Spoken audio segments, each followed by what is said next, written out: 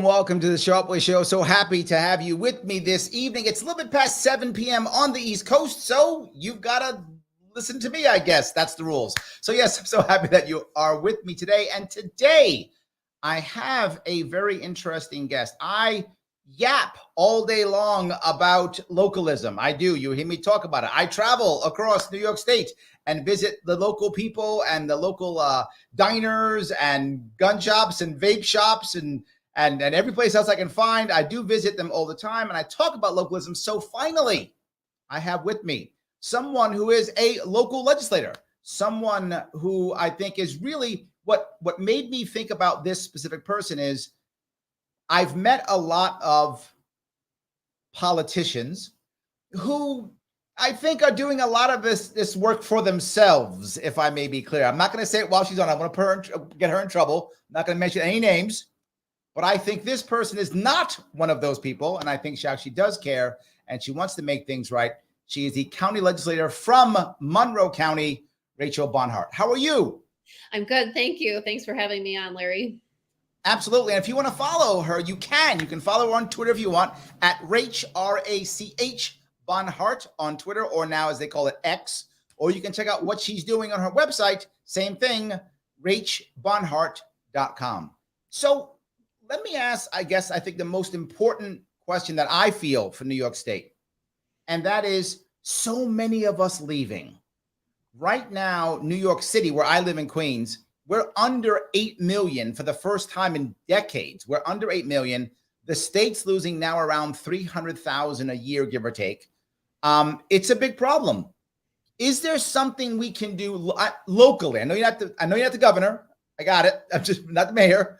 But is there something we can do locally to kind of keep people here, particularly in Monroe County, which has Rochester, one of our larger cities, right? One of our largest cities in the state. What can we do? It's a really good question. And it's one I've been thinking about for a long time. Monroe County would be in a population free fall if it wasn't for new births and immigrants.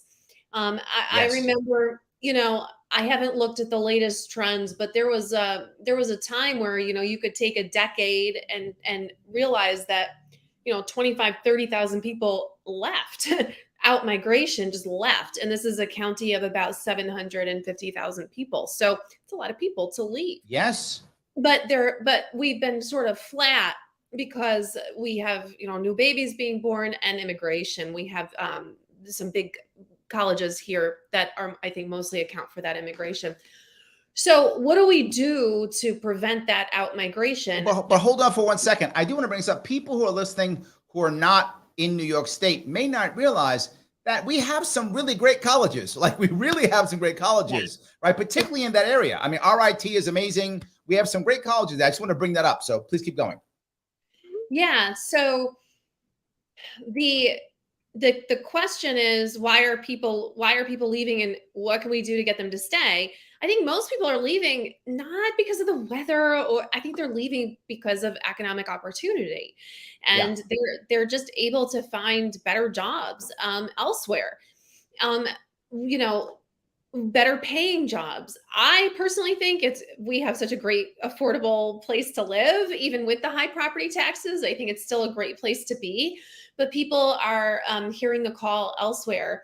I think a lot of our economic development programs in New York State, and even on the local level in some cases, just don't work. Throwing money at companies that don't end up producing a lot isn't working. Yep. Companies not paying their fair share in taxes isn't working, because we have, certainly in my community, we have a lot of people who can't make ends meet. They're experiencing financial hardship. And we have a housing crisis problem. I mean, there are problems. And so, people are, I think. So let me ask a controversial question. Mm-hmm. There are some people who are thinking that the economic, the Empire Development Corporation is not working very well, and we should somehow scrap it and do something else. I'm a proponent of scrapping it. I know a lot of people disagree. And if you don't have a view on it, it's okay. But do you have a view on that? I've been talking about this for a long time. You know, I was the press secretary for Stephanie Miner, the former governor. I remember Stephanie. Or the former mayor of Syracuse. Mayor of Syracuse. Yep. And a huge part of her platform was that our economic development programs aren't working. You know, the Buffalo Billion. I stood with her outside the Tesla plant in Buffalo. The Wall Street Journal did this big story about what a mess that was and what a waste of money. We had people actually go to jail over the SUNY Polytechnic stuff. I mean, look, it doesn't work. I think what you have to do is create an environment and a climate where people can thrive, where families can thrive, where businesses can thrive, where people actually want to be, build that infrastructure, whether it's high-speed internet, make parks, invest in schools. I mean, make this a really great place to be. And then I think the rest follows. But it's really unfortunate that in the United States and in New York State, we've created this sort of Hunger Games mentality where everyone's just with each other. And it's a race to the bottom to throw money at these corporations who, in some cases, I think would probably go places and do their projects anyway. So I don't have all the answers, but I think we can diagnose the problem pretty well. Is that these programs aren't working and we keep falling. Well, I'm thoroughly impressed in one way, in that I have met many people who are Democrats who would not agree with you. And you are a proud Democrat. You are openly a Democrat. You're a proud Democrat. I'm a lefty. I consider myself a progressive Democrat. And I do think there's a role for government to work with business to see what they need and to fill in any gaps. Like, I see that. I think that can be helpful. But I also think that sometimes I've seen a lot of giveaways where I don't see the need, where it just seems like we're just doing it to do it and they would have come anyway. I don't know if that's the case all the time, but I don't know. And we've just been disappointed over and over and over and over again. I covered when Joe Biden came here and announced that we were going to be this big tech hub. I remember. Yes. It didn't. So let me ask you about an idea that I had brought up last year. An idea, an attempt to get, I guess, more what more people on the left would like, the idea of co-ops, and an idea that we would pass a law that would say if a company is going out of business, it's going bankrupt, that there'd be a 60 or 90-day waiting period before the vultures can step in, that you would have the opportunity for the workers, if they could find financing, to purchase the company. Sure. Now, the exception, of course, is hard to find financing. Well, that's where. I'm sorry. I'm giving you my plan. If you feel I'm off, you can tell me. Oh, it's your plan. I want to hear the idea. Yes. Okay. So the idea is to support a public bank that could support local credit unions. So local credit unions could support local businesses into purchasing. I mean, the local workers in the purchasing that. Plus, if these people are if they're going to go and be unemployed, if they don't buy it, the state would agree to pay all the unemployment up front as part of a down payment for the business, because we'd pay them if they go out. If they go out anyway, then we're going to have to pay unemployment for 6 months or 3 months or whatever anyway, paid up front as help for the down payment to purchase the business. What about an idea like that? I mean, I like it. Let's explore it. I'm not a financial products expert, but I do know that another issue with worker co-ops, in addition to finding that financing, the other thing that goes along with finding the financing is you actually need that legal expertise. And the other thing that you need is you need to make small business owners aware that they have this option. I think some of them would love to sell their businesses to their employees, but it's actually like a lot of work and people don't necessarily have that expertise. It's just easier to sell it. But if you have a mechanism to say, well, I don't know, we can provide you some financing help. We can provide you legal help to make this work for your workers. That's how you do it. It's really complicated. And I would love to see more of it, but I think it's hard to scale up without those kinds of services in place. Well, the issue is, I don't know if we want to scale up, right? In my perfect view, right? In my perfect view, if we allowed more support of local credit unions, they would want to do it on their own. Like they would create a financial product, if that makes any sense, right? They would create the financial product. And again, I don't know what the financial product is either, but they would create it. If it's backed by a public bank, then they'd feel safe to do it. And then they'd be the ones, and they get a down payment from the state because we're paying the unemployment, which we pay anyway, so that there's no extra money going to our budget. So the credit union gets a down payment, and all of a sudden we're now having a chance at making this happen. It's voluntary, right? If people don't want to do it, they don't have to, right? Right. But New York needs to also pass the Public Banking Act so that we have public banks. I mean, we've had such disinvestment from so many communities. I mean, Rochester has a really long history of redlining. That hasn't been fixed. It just hasn't. And we tend to look at people with limited incomes as if they're the ones who are to blame because they have limited incomes. And yet we place barriers in front of people every step of the way. Get a job. The job doesn't pay that much. I don't have childcare for the job. I can't get to the job because I don't have a car because you put the jobs all the way out in the suburbs. We place, and then we say, you can't buy a car because you have bad credit. Well, that's because we have given you so few choices because you have limited incomes and being able to finance your life that you've made decisions like going to a payday lender. So you have bad credit. I mean, something happened in Rochester, and this is relevant to the public bank. Recently, there was this announcement where the county gave a big old grant to this consumer credit agency nonprofit, and they do really good work. But the goal of the grant was, I'm going to help you repair your credit so that you can go buy a car. I thought, first of all, it's such a deficit-based view of people. Yes. We help them get bad credit by, again, limiting the choices and control that people have over their lives. And then we say, well, then we're going to help you repair your credit so you can get a car, which is like one of the worst financial products you could possibly put out there. This is not fixing things at all. But a public bank, something that doesn't charge predatory fees, that's truly there for the community, that helps people finance their businesses, helps people with their homes, helps them nurture a checking and savings account. That is something that I really think we need. So let me move, if I could, then to another part, which I think is one of the reasons why so many people have bad credit, is our schooling system. What most schools don't teach is basic credit, is basic contract law. They're teaching so many things that have almost no value for most New Yorkers. I would argue, and I think people would disagree with me, but I would argue that our entire regent system is a complete and utter waste of time, money, and energy. Not required whatsoever. In my view, I've never, and I do hiring and firing here in New York City, I've never seen someone pick up a resume and go, hold on, what? New York State Regents diploma? You're hired. Never happened ever. Nobody cares about your Regents diploma. Nobody cares about your high school diploma. As long as you have one, please graduate high school. If anyone's listening who's in high school, please graduate. But I'm saying, I don't think anybody cares what your diploma is. And we focus so much time and energy on that. And then placement. And we're pushing kids to go to college when at least half of the kids should not go to college, at least half, if not more. And they should be out getting jobs. They should be out going to trade schools. They should be out learning trades so they could stay here and make money. Am I off on this? Please tell me. I mean, you're in Rochester. It's a tough spot. You tell me. I mean, I think it's really complicated, right? You're talking about our school system and financial literacy and trades. You're talking about a lot of different things there, but let's first start with the school system.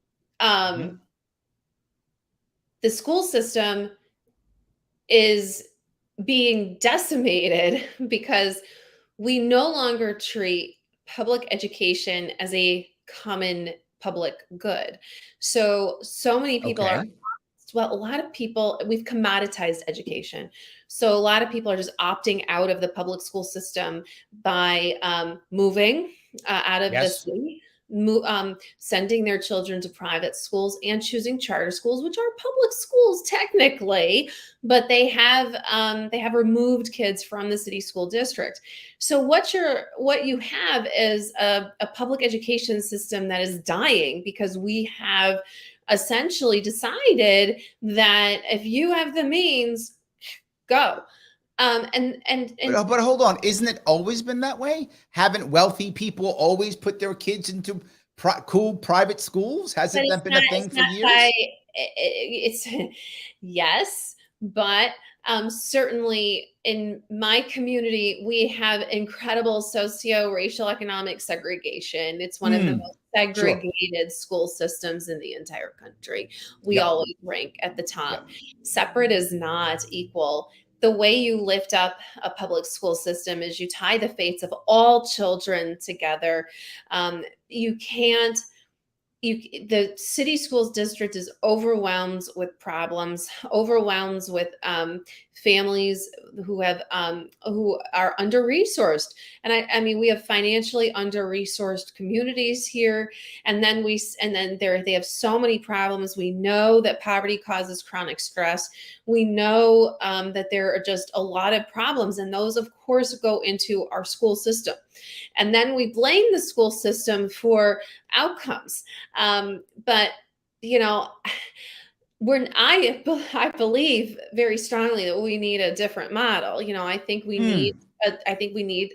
I mean, I've said countywide. I don't think that's ever going to happen, and I think I'm the only elected official brave enough locally to say, "Hey, I just think we might need to desegregate our schools and allow everyone that kind of socioeconomic opportunity." But I got bashed for it. If we're walking down that road, are you saying, so I get you clear, are you saying that you would like kids to go to any school they want to go regardless of district? Is that what you mean by that? And that the money, whatever, would kind of follow the kid? Is that the type of plan you're talking about? I want to be clear on that. Yeah, it's a really good question. I think when people in Rochester say they'd like a countywide school system, they're not referring to logistics, like what you just said. They're not. Okay. No, they're not referring to like, I want this model and this logistics and this is how I would do it. I think what we're saying is a statement of values. And what we're saying is that all children should have the same opportunity, and that segregation isn't okay, and that separate isn't equal. Now, the logistics, let's figure that out. I don't know what the logistics would be. And I also don't know that there's ever really going to be a movement to fix it. You know, I don't know what that looks like. Because right now, I mean, I just won a Democratic primary, okay, which was the election. And my opponent actually sent an attack mailer out saying, well, she supports countywide schools. I mean, that's a Democratic primary, and I was attacked for that position. So it just tells you it's still a third rail in politics. So, okay, so but isn't the issue here, and this is what I always think when I talk about this, I feel like the issue here is, it isn't a money issue because we spend lots of money, right? The question is, where is the money going? That's how I see it, right? Where's the money going? And my gut says, and this might get me in trouble, but I don't care because they're not going to vote for me anyway. I think we have too many damn administrators. They make too much money. We don't respect our teachers anywhere near as much as we should. We spend too much money on administrators, not enough on teachers, and we don't trust teachers enough. We make our teachers go through master's degrees and all kind of crazy stuff. Then they get into a school district and an administrator tells them what to do. Well, then if you're going to tell them what to do, why are they getting credentialed? Just hire high school graduates and tell them what to do. But if you're going to get a teacher to be credentialed, do the work, get the degree, let them teach. Yeah, it's a hard job, and they are educated professionals, and it is a hard job. I do think that, you know, we need to resource our schools, but I also think there's a limit to what money is going to buy you when we have schools with such disparities. You can't buy your way out of that. What we need to focus on is poverty. It's the number one issue that is facing my community is poverty, because that's when all the other things that we're talking about stem right from there.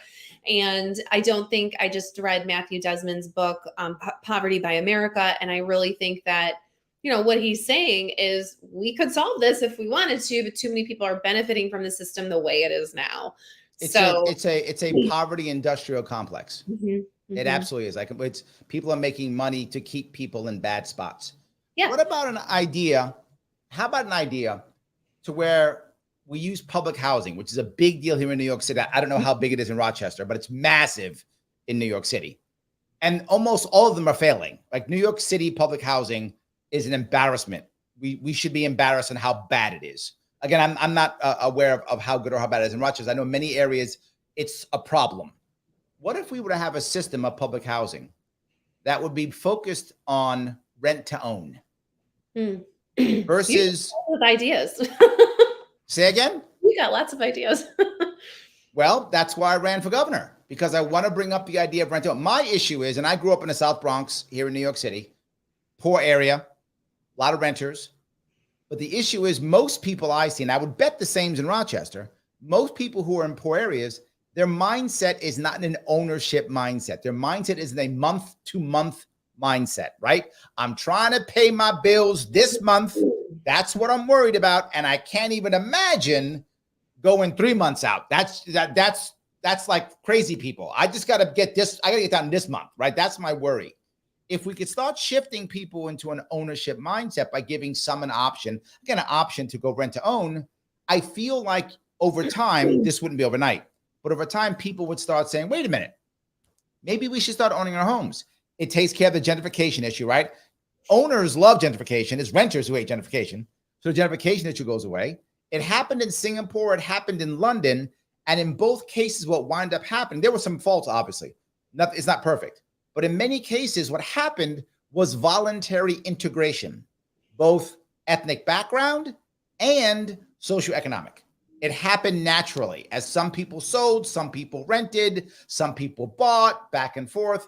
And public housing became a voluntary segregation place. Would you have a view on that? Mm-hmm.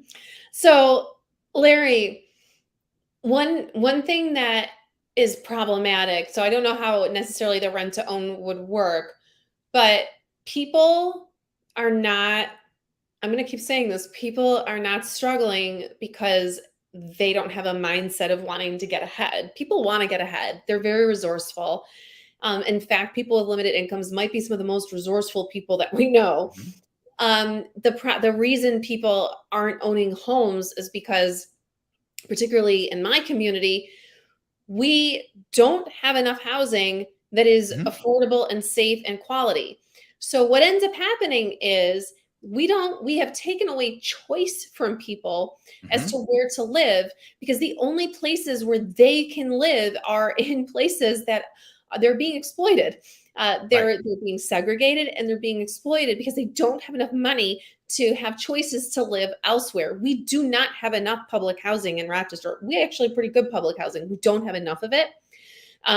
We have the Rochester Housing Authority, which has the classic, model of public housing. But we also, a lot of our public housing, subsidized. It's really subsidized housing. It is privately owned. Sometimes those owners do a very bad job, but mostly it's okay.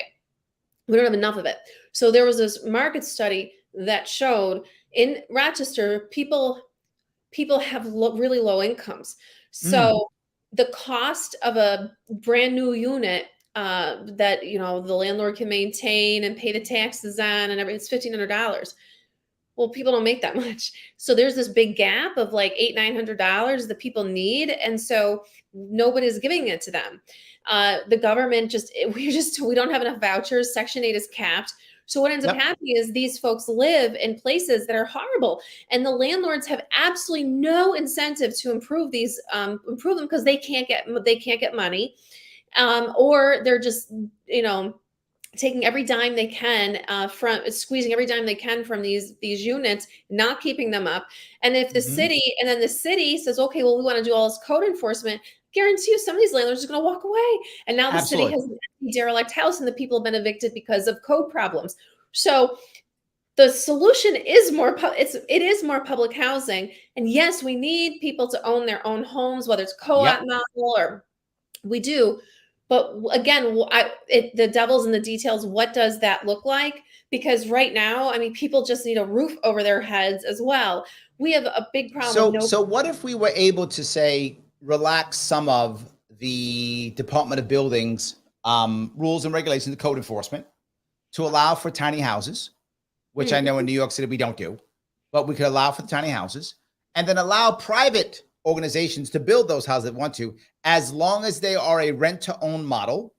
And if they are rent-to-own model, to give that company or that individual an incentive to do that as they sell off the house, no taxes. Yeah, they pay no taxes once they sell or get rid of that property, no taxes, which means it's a better investment for them And then they can maybe lower the price so that people would be able to move into the tiny homes and gain some ownership on that smaller home, and maybe use that to purchase another one or put two together, or what all the rich people do, right? To do what the rich people do. Maybe they could have a shot at something like that. Yeah, I mean, it sounds like a really interesting thing. I'd love to see something like that work. I mean, accessory dwelling units, I believe there was a tremendous amount of pushback. I mean, Kathy Hochul gets lots of pushback on her housing proposals. The one, I think accessory dwelling units are definitely a must. I mean, especially a place like Rochester, people have the space to put those tiny homes for grandma 100%. or whoever. What the one thing that the state legislature didn't do this last session that I thought was really sad, and it directly refers to what I was just talking about, is the housing vouchers. They were going to pass something like the state version of Section 8, and they just couldn't get it done. And it's just so frustrating because I get calls all the time from people who need one thing to solve their housing problem: money. Right. They need. Right. It's What very about sad. another issue that I remember that has bothered us in many of our cities, which is professional licensing, right? To cut hair, to drive a cab, things of that sort, right? Is it maybe a good idea to let people kind of work the way they want to work, right? The worst example of this obviously was back when Eric Garner here in New York City was choked out to death for selling loose cigarettes, right? Now, I'm not saying everyone should be selling loose cigarettes, but my point is, I think some people, to your point, are very they're very savvy in how they want to make money, right? But often we stop them, right? And the one thing that drives me crazy personally is the way we regulated cannabis. And now Kathy Hochul is saying we want to make sure that poor people sell cannabis safely into their local communities. So the first thing we have to do is shut down these 31 businesses that are actually selling cannabis safely to their community, so we can put our guys in that we've decided are okay, who bought our license to sell it. Wouldn't it be better if we'd have less of a war on Black and brown entrepreneurs? I mean, look, the weed thing is a complete disaster. I mean, New York State has just completely messed this up. It just couldn't be going worse. And yes, we really need to, they just never really contended with what the market is. If you're going to have something successful, you need to look at what's going on in the market. I literally said we should regulate cannabis like onions. The black market for marijuana is still strong. We have an officer killed and some kind of marijuana thing. It is still dangerous. It's still, the war on drugs is dangerous. It's failed. And the New York State isn't helping. This is a huge disappointment to so many people. And I don't understand what the problem. It's so messed up. I don't know if it can be fixed at this point. It's so messed up. That is my worry. My worry is this is one of the reasons why I push the third party so much, because right now New York State is really a single party state right now, right? And it's bad, and not to beat up Democrats, it's bad in Oklahoma where it's Republicans. Anytime it's a single party state, it's bad, right? Because there's no incentive for anybody to do anything because it's a single party state. So in Oklahoma, the Republicans do whatever they want. In New York, Democrats do whatever they want. And I think that's a problem in general. That's my big worry why I push third parties, because this should have been, in theory at least, a Democratic win. Democrats should have said, let's end the war on drugs. We've been talking about it for years. That's what should have happened. Now, again, if we're Oklahoma, that's not happening. I get it. It's Oklahoma, right? But we're talking New York. I really think it should have happened. I'm glad to hear that you're agreeing that it's not going well. Let me, if I could, do some admin real fast. To my audience, if you are listening right now, do me a favor. Please click that like button. I have to get past Mr. Algorithm. I have to get past the algorithm. So please click that like button if you would. It helps me tremendously. If you're watching this on Twitter, please retweet this right now. I know we are a very good-looking bunch of people right now. We'll still be here after you hit retweet. We won't go away, I promise. So click that retweet. If you happen to be on Larry Sharpe YouTube, you can super chat me if you want to. That supports the show and gets your comment right to the front. And do me a favor, this very special person, this Monroe County legislator, is giving us some love tonight. So give her some love in return. Follow her on Twitter at Rachel Barnhart, or check her out on her website at rachbarnhart.com. And if you're listening to the podcast, that's RACHBARNHART.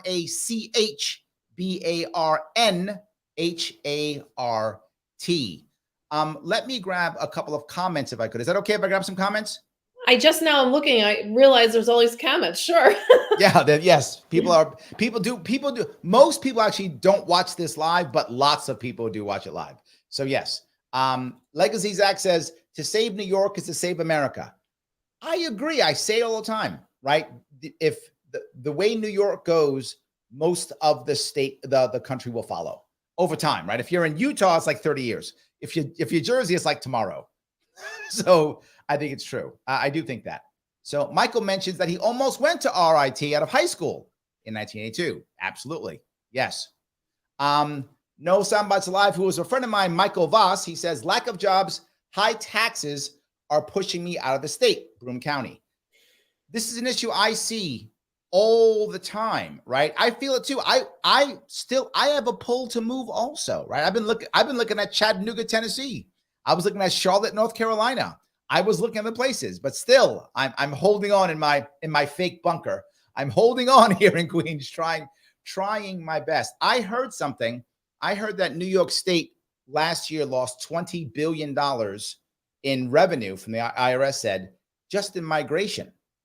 Do you know why people are staying? Do you have a view on what I feel is I see people stay for three reasons. One, because their child hasn't graduated yet. Two, because they have an elderly parent who hasn't passed yet. Or three, they're waiting to retire. And then they pack up and they go. Do you see the same thing? I mean, I think family is a huge reason. And I mean, look, I don't think it's a bad place to live. I think you can have a really nice quality of life here, particularly in upstate New York. You know, I mean, you don't have to spend a lot of money on a house. Although, like I said, housing is a big problem for people with limited incomes. But, you know, I think generally speaking, it's still more affordable than where you are. It's definitely more affordable than some of the bigger cities in our country right now. So I think, you know, I think you can have a really nice life here. But if you're looking for the sunshine, if you don't want to shovel snow anymore, you know, that could be very attractive to some people as well. And the tax situation is a situation. It's bad. Yes, I would be. I mean, you've got the income taxes, the property taxes. I would be very interested to hear from people, you know, who did go to Charlotte, North Carolina. Okay, but it's more expensive to live there, right? I mean, so you're paying less in taxes, but it's more expensive. So I don't know. Maybe it all evens out. And people aren't coming back, though. I mean, people are going to Florida and they're not coming back except for family. Mm-hmm. People are going to Charlotte and they're not coming back except for family. So I think it is a better lifestyle for most people, right? The issue that I have is if you're here and the people will tell me, Larry, you don't understand. It's tough to live here for the poor people, so poor people are moving away. I disagree. I think poor people can't afford to leave, and they're the ones being stuck here. The people who are leaving are the middle class and above. That's how we lose $20 billion. I see it here in New York City. In New York City, there's a lot of people packing up. And for those of you who don't know, in New York City, if you're wealthy in New York City, you usually have two homes. You have one in New York City and then one someplace else, right? Whether it's the Jersey Shore, Connecticut, Florida, Colorado. If you're wealthy, you have two homes. And when the lockdowns hit, most of these people went to their second home to work while the lockdowns were for 2 years of lockdown. A lot of those people said, why should I come back? I'm making the money in my cooler home. I'm not coming back. And I think you're seeing a lot of that happening. I mean, I just Googled, someone just said it's more expensive in Charlotte. I mean, average price for a house, according to Google, is over $400,000. So that's more than Rochester. Rochester, well, I know the median home price in Rochester is in the 200,000 range. So, I mean, but Charlotte is a much bigger hub. It has much bigger businesses. You have a much better living standard in Charlotte. Big businesses in Charlotte, and it's a major hub. Look, I love Rochester. It's not Flower City anymore, right? It's not the hub that it was. It just isn't. No. And The crime in Rochester, schools in Rochester, far worse than Charlotte. Charlotte has a much better school system relative to Rochester. I think I'm not trying to say don't live in Rochester. I want Rochester to be better. I think our colleges are amazing. But our high school K through 12, not great. I'm just being forward. It's not amazing. Charlotte also has a countywide school district. Just had to say that. There we go. Better school district. There we go. All right. Yes. All right. Yeah. I mean, look, I think, I definitely think it's about jobs. It's the economy. I think that the incomes in Rochester and the growth in Rochester has definitely not kept pace with the rest of the country. That's the case for all the upstate cities. And, we always rank pretty low for growth. And when it comes to income, when it comes to our economy, and that's not good. I mean, the bright side is we're not in a free fall, right? We're not shrinking, which could have happened, but I would love to see us, grow a little bit more. But, we've just been stuck up here for a really, really long time. And I do think some of it is because we keep looking for these one-shot miraculous things that are going to happen, and they don't happen. And also we're dealing with, the same kinds of trends that are happening across the country. We're moving to this education economy where the University of Rochester is our largest employer. It used to be coding. And that's happening. We cheer when an Amazon warehouse is built. Okay, those are great jobs. So let me grab a couple of super chats. Roger says, thank you for the $5, Roger. Appreciate the super chat.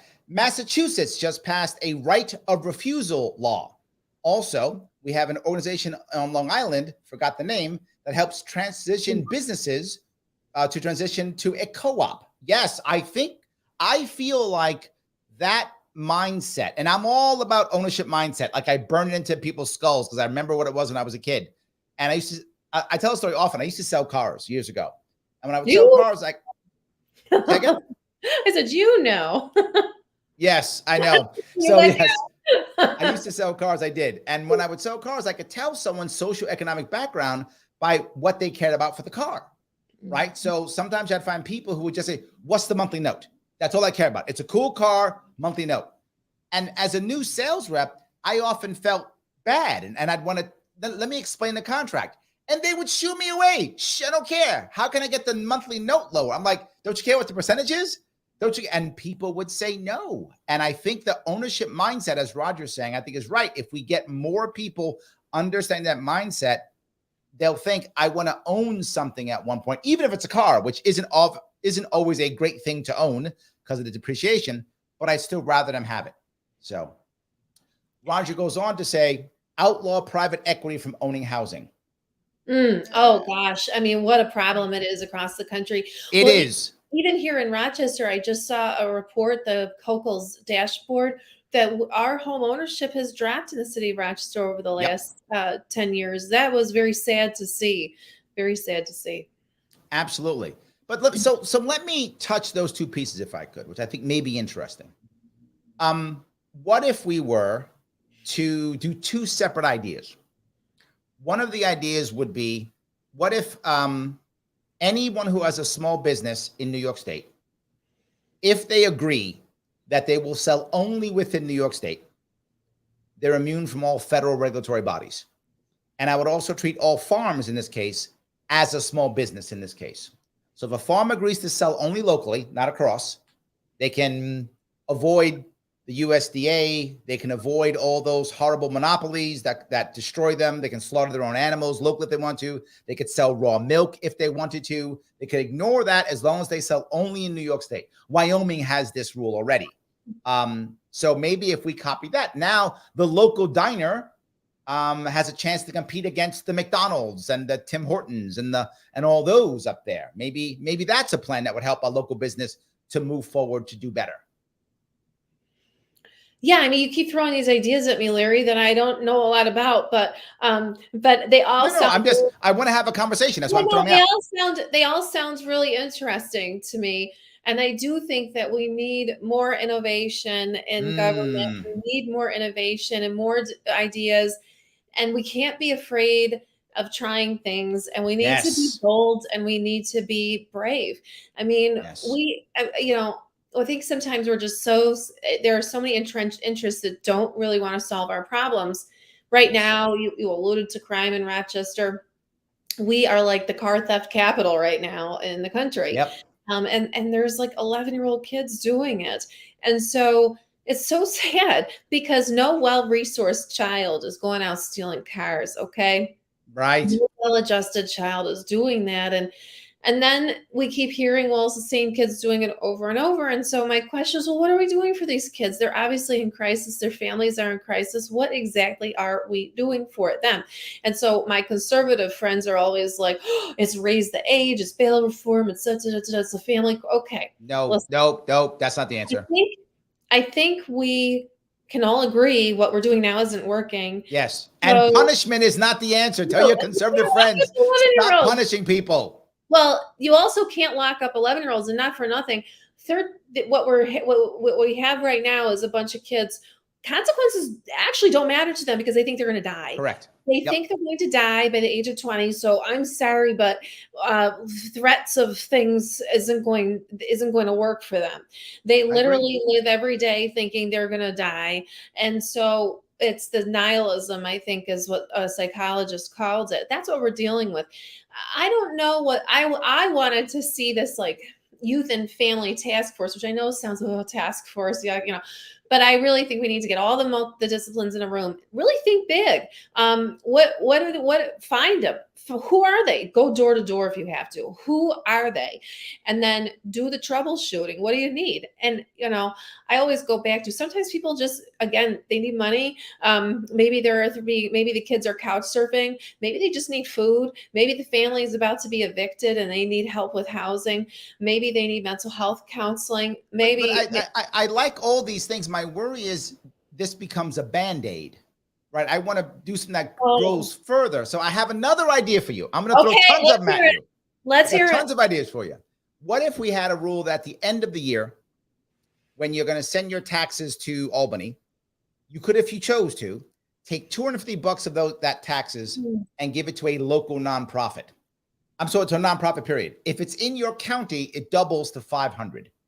So now local people could go to you and say, hey, Legislator Barnhart, we do need people to have breakfast for our kids. That's a problem in our neighborhood. Could you, maybe do a shout out to this local group that's going to start giving us breakfast? People can do the $500 times 1,000 times 10,000. Now we got tons of money. And now the kids can get breakfast in the morning if that's what the local community needs, versus hoping that a government agency will somehow show up and do the job.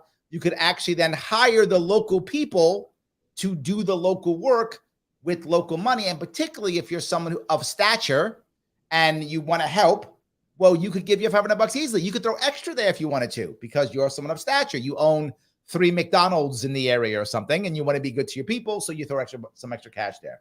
What about that kind of idea? I think that you need to have coordination though. And that's where I think government does come in. And I think that never really thought that government could do it alone. I mean, typically I think you'd contract with some nonprofits to do some of this work. We have anti-violence groups that are actual experts in this.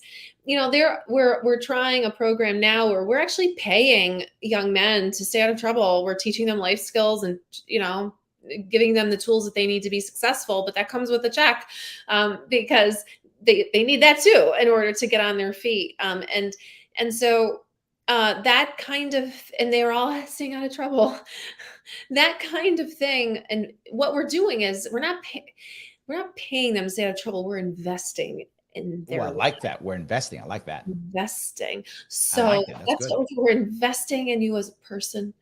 We're giving you control over your choices, and you have choices because you now have the capital to do things. So that is the type of mindset that I think we need when we think about people who need some resources in their lives, because but let me touch the piece that I like what you're saying too. I love the idea. I think it's right.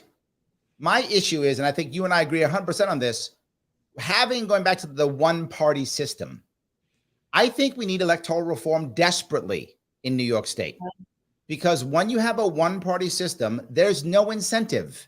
And so, and let's be realistic.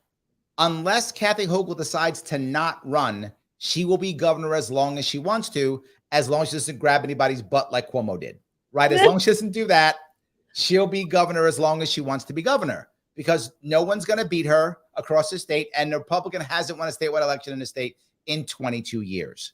So unless we can somehow make a shift in electoral college, an electoral system, there's no change. There's no chance of change whatsoever. And eventually, the state's going to start to shrivel and die, because our budget is simply too high with people leaving. And I don't know whether that's 5 years or 10 years or whatever that number is. I'm all about ranked choice voting, easier ballot access for more parties. And I hope that there are some judges who are watching this, because if judges hear me, you're going to hear what I have to say. You are an embarrassment to New York State, the way you have destroyed our electoral system and you allowed it to happen. You have not fixed it. You've turned your back on the people. You've supported the state against the individual. Shame on every judge who's been part of this. You're an embarrassment. Shame on you. Thank you. I feel better now saying that. I don't know which cases you're talking about, but okay. Yes. No, I actually sued the state twice last year because the Republicans sued me off the ballot. And last year was the first time in 80 years there was no independent candidate for governor on the ballot in New York State. Okay, I was familiar with your run, and I apologize for not realizing that had happened. So so I'll take them one by one. We do need electoral reform. I'm not sure it would mean we would get a Republican governor, because we do. No, we would not, but we might have better chances. Yes. But the state's just really blue. But I do think on the local level, I mean, in Rochester, we had in 2021, for the first time in modern political history, more Democrats voted in the primary than the general election, because the primary has become the election. And so, but that's a problem, because what's ended up happening at the local level is you have basically this elite set of voters that picks their representatives in primaries in districts like mine, which is heavily Democratic. So I just won re-election for 4 years because I don't have an opponent. Why would a Republican run in a district that is so heavily Democratic? No one has run in my district in 10 years. But here's what we can do. Okay, here's what we can do to fix it. Yes to ranked choice voting, because particularly in multi-candidate races, which we would have if we did this. Open primary system. When I say open primary, I don't mean you pick, I'm going to vote in the Republican primary, I'm going to vote in the Democratic primary, and that count. No, I mean everybody votes in the same primary, and the top 4 or 5 candidates move on to November and you rank them. That's what you do. So you could have technically all Democrats on the ballot in November. And California, I think, does the top final 2. And there are a lot of nonpartisan municipal elections, like in Boston and Dallas, where you have often 2 Democrats on the ballot in the fall, because they did a run. They did a primary where everyone could vote, and it's usually all Democrats anyway. But the reason I like this is because more people vote in November. Right. More people understand to vote in November. Voting in a June primary in New York State is a muscle. You need that muscle memory. Yes. It takes a lot to teach people to do that. I've now run 6 campaigns in primaries, all of them. And it's so hard to teach people to vote in primaries, and it's not their fault. It's the fault of a system that systematically disenfranchises people who don't, who may not know that's how you choose your representative. Now, in the city of Rochester, so I mean, interestingly, the new district that I just ran in, if you will indulge me for a sec, this is a classic example. This is a classic example of the failure of our primary system. We had redistricting. I ran in a new district. For the first time, I ran in a district that has city and suburbs. The suburban portion of my district had 60% of the Democrats in the district, but they made up only 38% of the voters on primary day, because they hadn't had a primary in a long time. So instead of understanding that every year, like the city voters, they understood, I gotta vote in the primary. And they had multiple, and the city voters had multiple things on their ballot because we decide things in June. Whereas the suburban place is used to deciding everything in November. Right. I would knock on doors in the suburban part of the district and say, oh, I've got a new district. I'm here. And, oh, I'm so glad. I love Democrats. I love you. Okay, but listen, I'm running against another Democrat. So you got to vote in June. Huh? Right. Right. And ultimately I managed to get a lot of them out who supported me up there, and I won up there, but it was tough because when you have conversations like that, oh gosh, it's going to be hard to get those folks out. In the city, I did not have those kinds of conversations. People were like, all right. But there's another piece I want to bring up here too, right? If you look at the two, in theory, independent parties they're not really independent. The Working Families Party and Conservative Party. Yeah. They have no power. So right? they use I call them. So first of all, let me just say that I love the Working Families Party. I have had their endorsement and I appreciate their influence on local politics, and I'm very aligned with them. But they really function like a PAC, right? And when I say that, I don't necessarily mean in donations, but they are extremely getting their line means they're just really influential because they know people want their lines. And the same with the Conservative Party. I would argue that fusion balloting, though, does lead to corruption.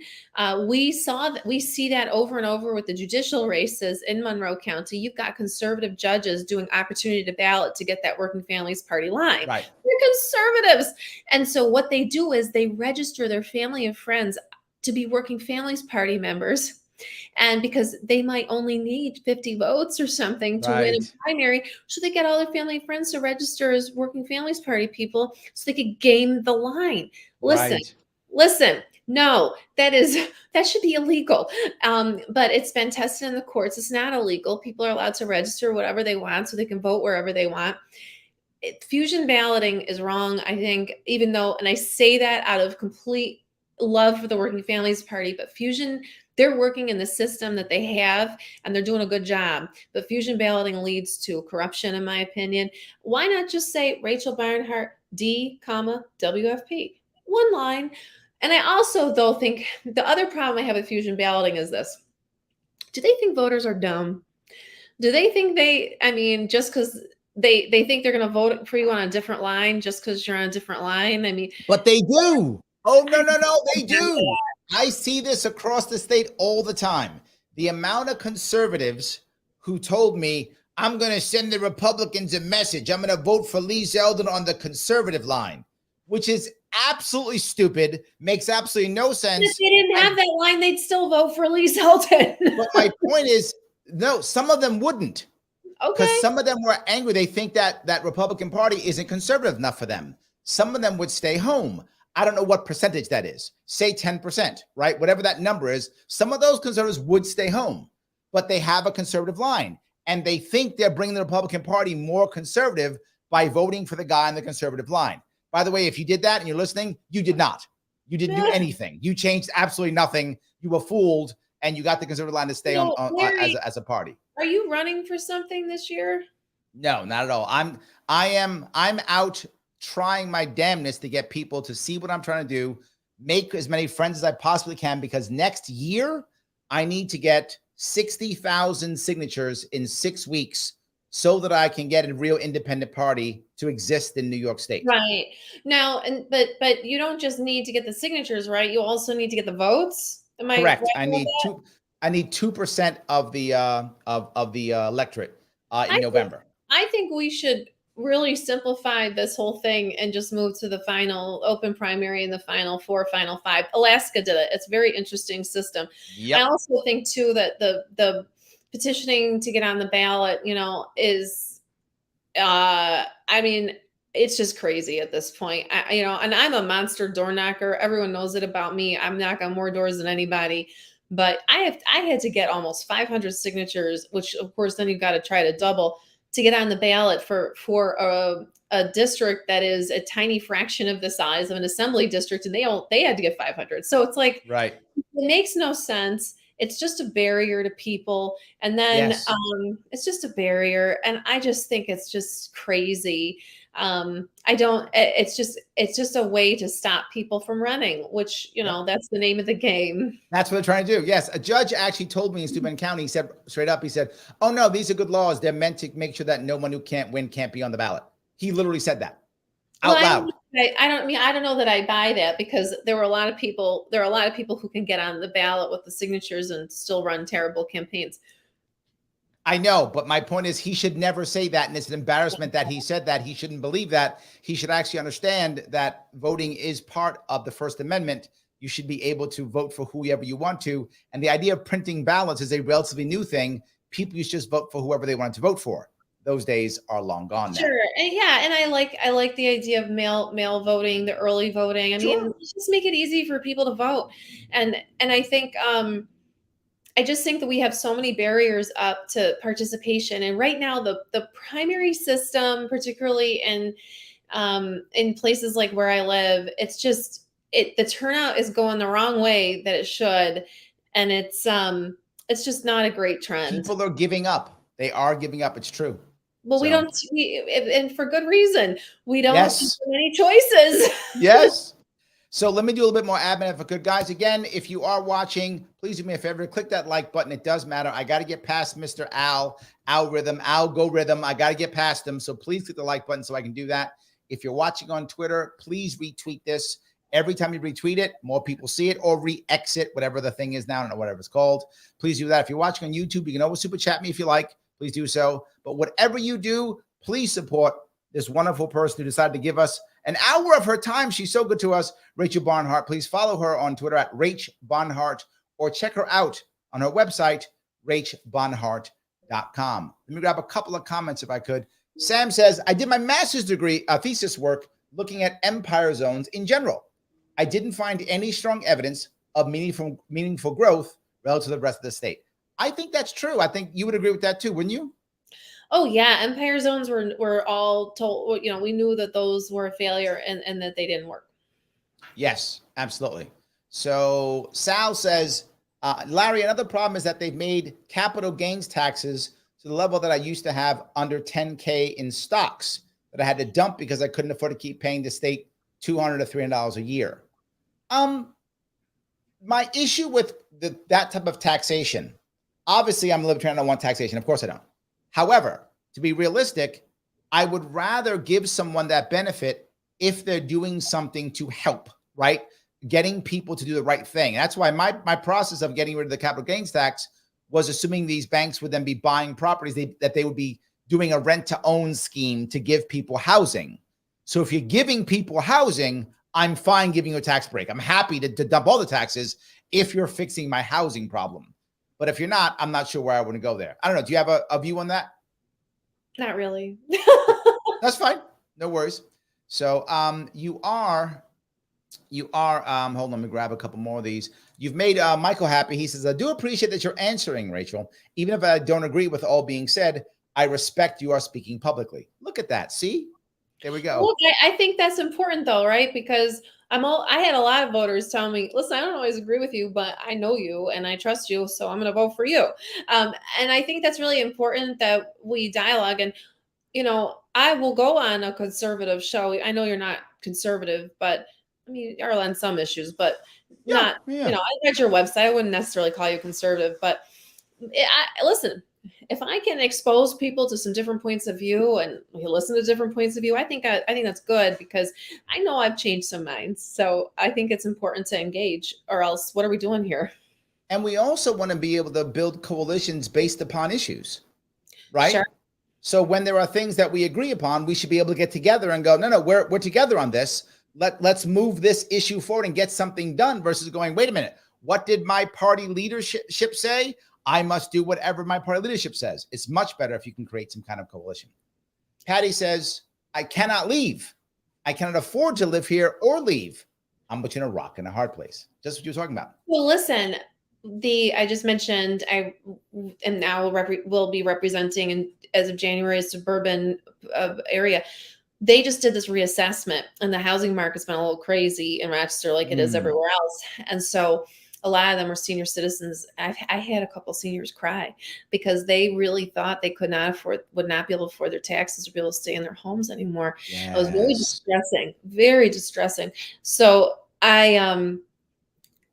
just because an assessment went up doesn't necessarily mean your taxes are going to go up that much. Not if everybody's did, and if the town, is responsible. But it just is really heartbreaking that people are on fixed incomes and have that kind of stress over their financials and over just having a roof over their head and the house that they worked for that maybe might be paid off already. It's just really sad. So I think we have to always be very mindful of that.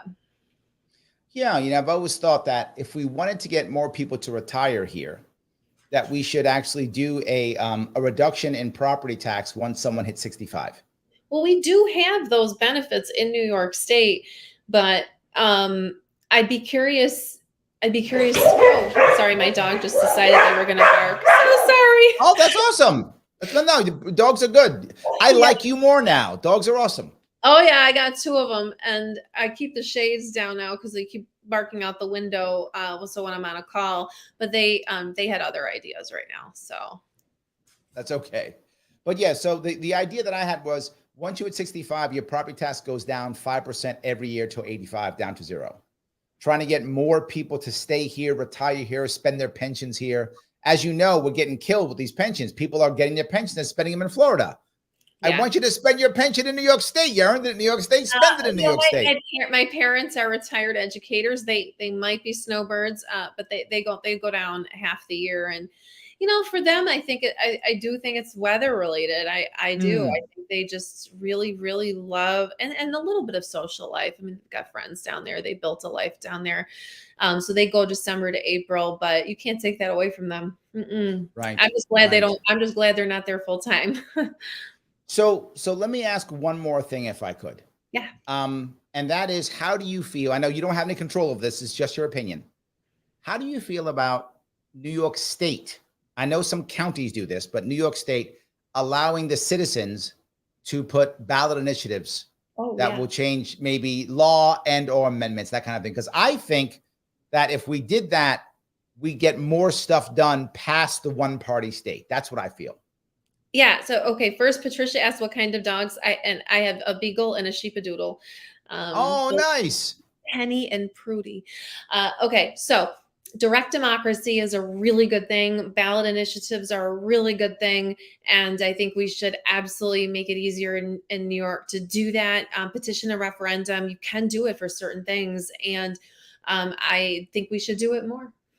There we go. I'm glad to hear that, because I feel like us getting past the one-party rule, that is a way of making that happen. It's a way of also showing people that the people want something, even though party leadership may not. Well, listen, ballot initiatives are under attack across the country, particularly in red states, because people are trying to use ballot initiatives to codify abortion rights. And so you've got a lot of court challenges and and legislators who are trying to preempt the right to put things on the ballot because they don't want to see that happen. And to me, that's just subverting the will of the people.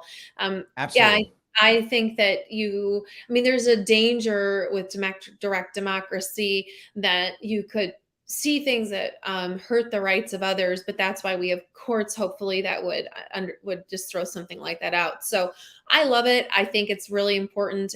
There are some things I would really love to petition a referendum in the city of Rochester. I think I am a county legislator, but I do think in the city we have a lot of at-large council seats more than district. That's unusual for a city our size. I think we got to flip it. I'd love to see term limits for the mayor. Maybe I'm not a big fan of legislative term limits, but I do think executives should be term limited. And I just think there's always a way to make things better, and petition a referendum is a way to do it. It's just really hard to get. You have to get a ton of signatures, and you probably need to hire a lawyer, and it's just really hard. Yes, it should be a whole lot easier. I agree. So if you feel comfortable, can I ask you, do you feel comfortable talking about your future in politics? Oh, sure. I don't know what it is. You know what? I'm just coming off a very difficult primary. I mean, it wasn't difficult. I won with 63% of the vote, but it was difficult in that everyone was against me. Voters weren't, but pretty much all the powerful, the establishment being the mayor, the county executive, even some of my colleagues, labor, all big. I just had a lot of people against me. And the reason I know the feeling. The reason why I did was because I took a stand in our redistricting process, which they didn't like. I stood up for what I believed in. There's nothing more horrible than redistricting because it really brings out the worst in people. Yes. It's all about power. And so I fought for minority districts. Right now, there's a lawsuit against the map because it really did protect incumbents horribly. I just constitutional. So, but anyway, they don't like me because I do my own thing. I love that. You've just made some. Can't tell me what to do, and they hate that. I mean, they really, really hate that. And but I'm really honest. I think I try. I make mistakes, of course, but I try really hard to just do what's in the best interest of the public and my constituents, and what I think is right. And I'm very open about it, and I take feedback. But anyway, that being said, it was it really alienated me from some folks in the Democratic Party, and boy, they came after me real hard. But I ran a super positive campaign, and I'm a known quantity. I was a reporter before I was a politician, so I've been in public life for a long time. I have a lot of credibility, and you're not going to just take that away from me with, a silly smear campaign. That's just not going to work. I mean, Larry, their campaign against me was so silly. They said, she's too liberal for us, and also we think she's going to caucus with the Republicans. Like, wow, that's impressive. People like, huh? That's just crazy. That's crazy talk. So anyway, so I'm just recovering from that because I work very hard. It's like you put your life on hold. I work very hard, and I'm just figuring out, okay, what are the things I want to tackle going forward? If you're on my Twitter, you'll see last night in Ways and Means, I went to bat for they're really trying to restrict the ability of legislators to introduce things for funding. And I'm like, wait a minute, what? And it's really a funny exchange that I had with the administration. But so I'm just trying to figure out what are the top priorities. I think for me, it is housing. Okay. I think it is. And the youth issues. How can we help our youth? I think those are really big things for me right now as well. But always open to ideas. And but I don't know what's ahead. I guess there's a very, very long way for me to say, I don't know. I really don't know. I mean, never say never to higher office. This is a part-time position. County legislator in Monroe County is a part-time position.